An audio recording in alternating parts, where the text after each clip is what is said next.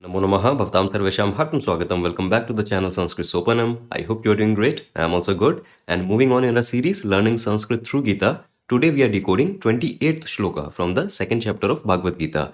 And again, an extremely easy Shloka to grammatically decode and understand. So without wasting any more time, let's quickly dive in today's video. So we have the Shloka on screen. Let me go through the Shloka once. Avyaktadini bhutani vyakta madhyani bharata avyakta nidhananyeva tatra ka paridevana. Okay, so this is a shloka and this is the Sandhi Vichcheda of the shloka. And again, Sandhi wise also, it is a fairly easy shloka. Only one Sandhi as you can see here. Nidhanani eva. So there is a Yana Sandhi that is happening here. That is why it is Nidhananyeva. As you can see in the original shloka, Avyakta Nidhananyeva. So only this Sandhi is happening here. And again, for the Sandhi rule and all the word by word breakdown of the shloka, you have the PDF sheet that you can download from the link in the description box. Let us directly move to the decoding of the shloka now. Okay, and we are starting the decoding of the shloka with this pada bhutani.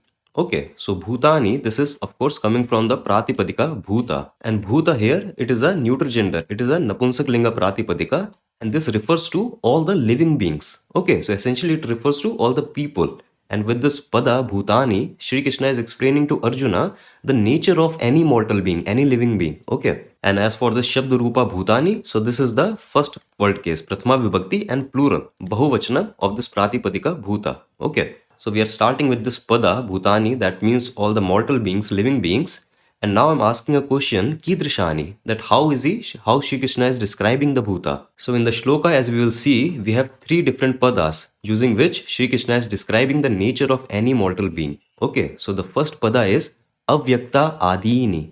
And see, this Avyakta. So Vyakta, this means something that is manifest. Okay. And Avyakta, something that is unmanifest. Okay. And then you have this Adini. So basically the pada here is Adi. And Adi means at the beginning. Okay, at the beginning of something. So for any living being, for any mortal being, at the very beginning is the time before the birth. Okay, so that is what is represented here with this Adi, that before the birth. Okay, so basically Krishna is saying that the mortal beings, the Bhuta, are Avyakta Adi. That at the very beginning they are unmanifest. Because before their birth, they are essentially unmanifest. Okay. And since this Avyakta Adi, this is complementing this noun Bhutani. So this is also taking the same neuter gender and first word case Prathama Vibhakti Bahuvachanam form. That is why you see this Adi written as Adini. Okay. This is the Bahuvachanam form. Essentially matching the form of its main Namapada. Okay. So this is the first compliment Krishna gives, and then if you move on, so we are repeating the same question because thrice he is describing this Bhutani.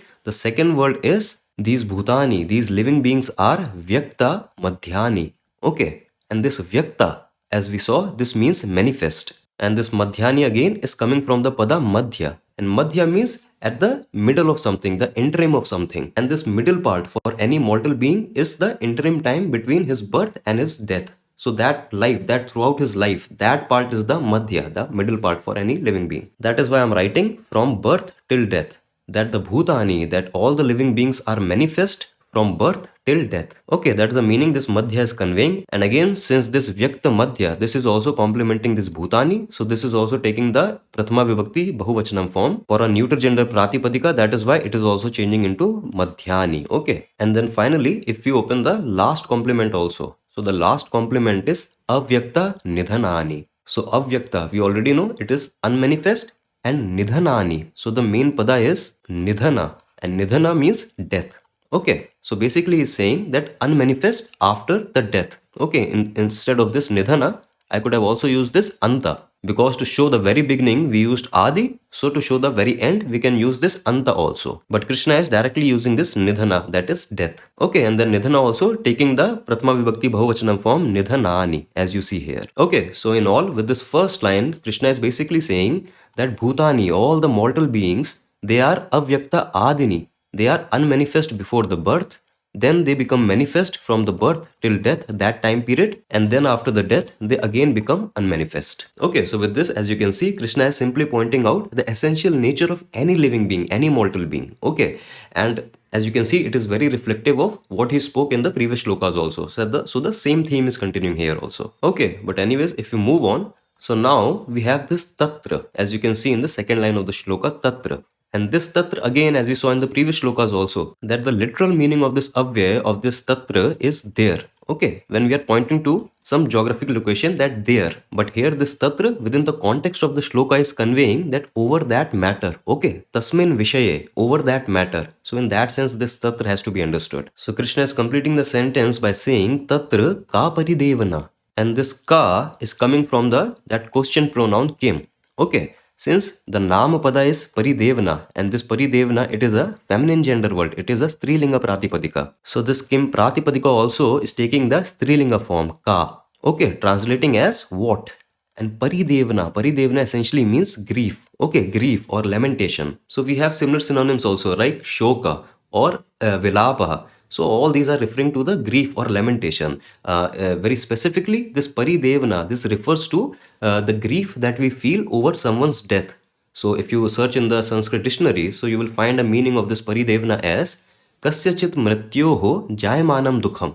That kasyachit mrityoho, from the death of someone, jayamanam dukham, the dukha that arises. So basically, paridevana referring to the grief or lamentation that you feel for someone's death, after someone's death, in that sense. Okay, so that is the meaning. And with this entire sentence, tatra ka paridevna, essentially Krishna is asking this rhetoric question that when you know that for any mortal being, he is avyakta in the very beginning, and he is avyakta again after the death, and he is only basically vyakta, he is only basically manifest during the interim, during the period from birth till death. So if such is the nature of any bhutani, then tatra ka paridevana, then over that matter, what is there to grieve? Okay, what grief for that matter? So that is what Krishna essentially means from this sentence. And now let us quickly see the Anvay along with the Anuvada also. So bhutani, as we saw, that bhutani refers to every mortal being. So bhutani avyakta adini, that every mortal being is unmanifest at the very beginning, that is before they are born. And cha avyakta nidhanani,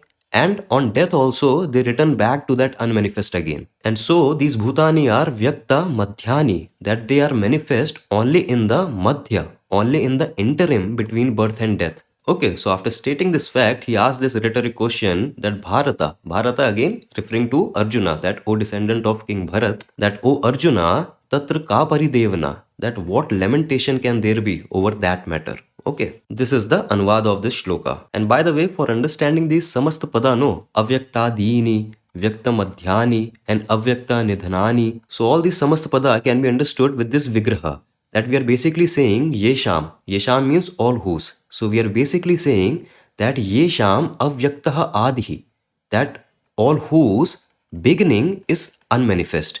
Same goes for yesham avyaktam nidhanam, that all whose death is unmanifest. And then yesham madhyaha vyaktaha, so all those whose middle is vyakta, is manifest. So basically with these vigraha vakya, we can understand these simple samasta padas also, that avyaktaha adihi yesham iti avyakta-adini. Similarly, avyaktam nidhanam yesham iti avyakta nidhanani, and vyaktaha madhya yesham iti vyakta madhyani. Again, just conveying the same meaning that we saw in the shloka, right? Okay, so from grammatical point of view, as I said, it is a pretty easy shloka to decode, understand.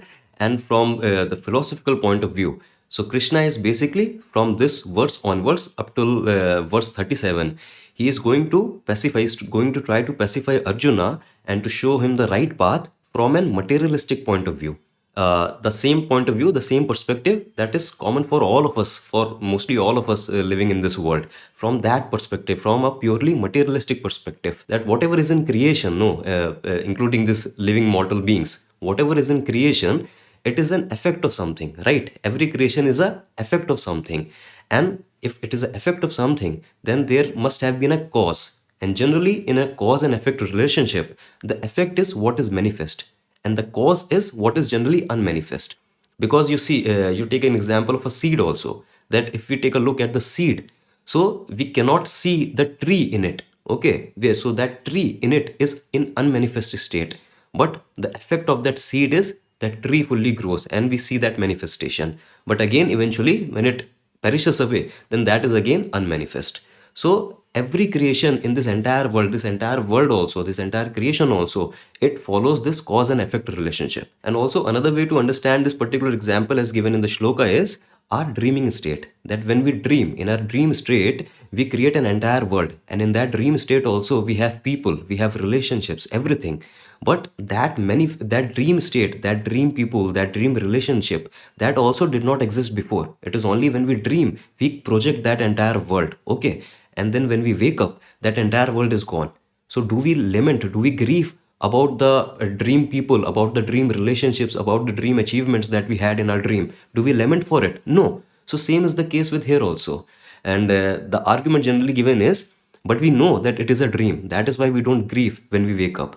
But that is the thing, that if you understand this entire reality, if you understand from the perspective of a yogi who have waken up from this reality also, who have taken their consciousness to that level, then when they have waken up to that reality also, then of course they see these things, and then of course we are getting all this knowledge, all this wisdom also, no? So that is what Krishna is trying to tell Arjuna, that try to relate from that perspective, that just as we don't grieve for dream people, for dream materials and everything, it is just comes from nothing and goes back into nothing. Same as this entire creation, that it came from nothing, it happens, manifests, and then it goes back into nothing. So what is the cause? What is the cause of this entire effect? The cause is our own ignorance. Okay, so that is the main theme of this entire Gita, how to get rid of that ignorance. So that is all he'll be speaking about in the following verses also. Simple shlokas, simple verses, but very profound meaning again. But again, we'll see in the next video in another shloka. Until then, stay awesome, stay happy, keep learning Sanskrit. Vayam punah milamaha. Dhanyavad.